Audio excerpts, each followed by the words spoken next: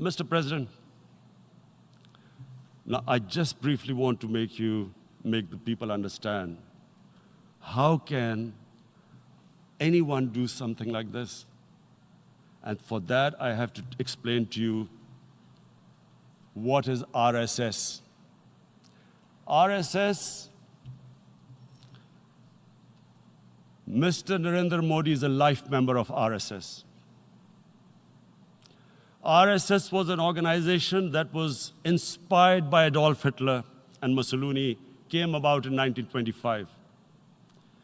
They believed in racial purity, racial superiority. They also believed they were an Aryan race like the Nazi believed they were an Aryan race. All that I'm saying can be verified. This is the time of information revolution. You can Google all this, what I'm saying. But it is very important for me to explain this to you so you know what is happening in India. This RSS believed in the ethnic cleansing of Muslims from India. At one point, there was racial superiority of the Hindu race. Secondly, it was hatred for the Muslims and for the Christians because they believed that this golden age of Hindu civilization was stopped because of Muslim rule centuries back and then the British rule of India. So it was racial superiority and hatred for Muslims and Christians. This is openly stated. You look at the founding fathers of RSS, Golwalkar and Savarkar. Just Google them and you'll find out. And this ideology of hate is what murdered the great Mahatma Gandhi in 1948. It was this ideology of hate that made Narendra Modi in 2002 do a pogrom against Muslims in Gujarat when he was the chief minister. He allowed 3 days for these RSS goons who were inspired by the Hitler brown shirts. They actually wear brown shirts. This RSS, the Congress Home Minister gave a statement that in RSS camps, terrorists are being trained. And these terrorists butchered 2,000 Muslims and 150,000 Muslims were made homeless. Narendra Modi could not travel to the US because of that. And I need to make you understand this background before I explain to you that what sort of a mindset would lay siege to 8 million people with 900,000 troops. Women, children, sick people, locked in as animals. In fact, of what I know of England, if 8 million animals were locked in, the RSPCA would have made a lot of noise about it. These are human beings.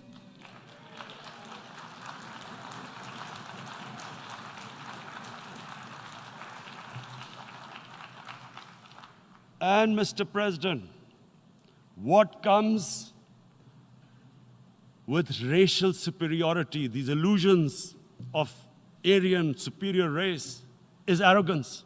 The two go together. And it's arrogance that makes people make mistakes and do stupid things. Cruel things like what Narendra Modi has done. It's sheer arrogance. And it's arrogance that has blinded him from the fact that what is going to happen when the curfew is lifted? Has he thought about it?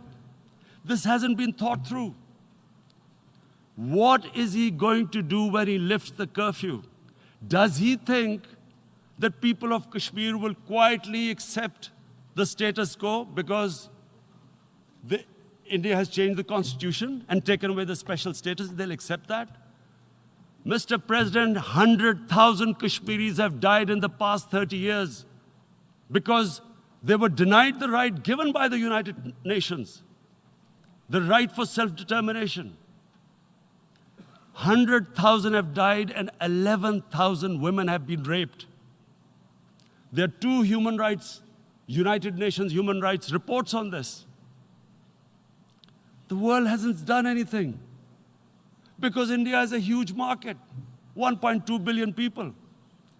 Sadly, the material prevails over the human.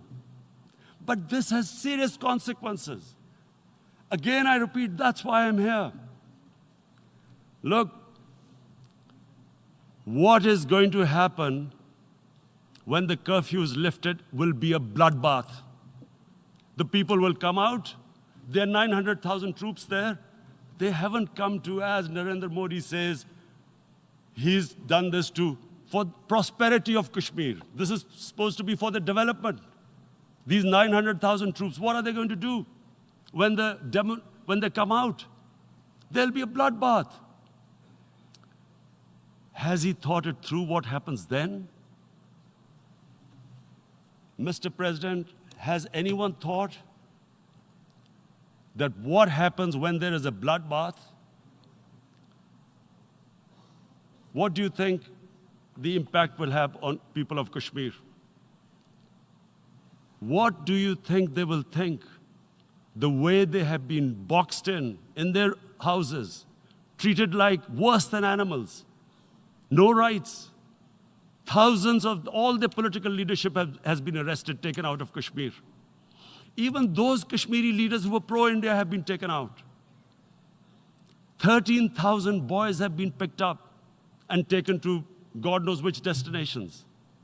So what do they think? What will the people of Kashmir do when they lift the curfew? They will be out in the streets. And what will the soldiers do? They will shoot them. They've already used pellet guns, blinded young boys.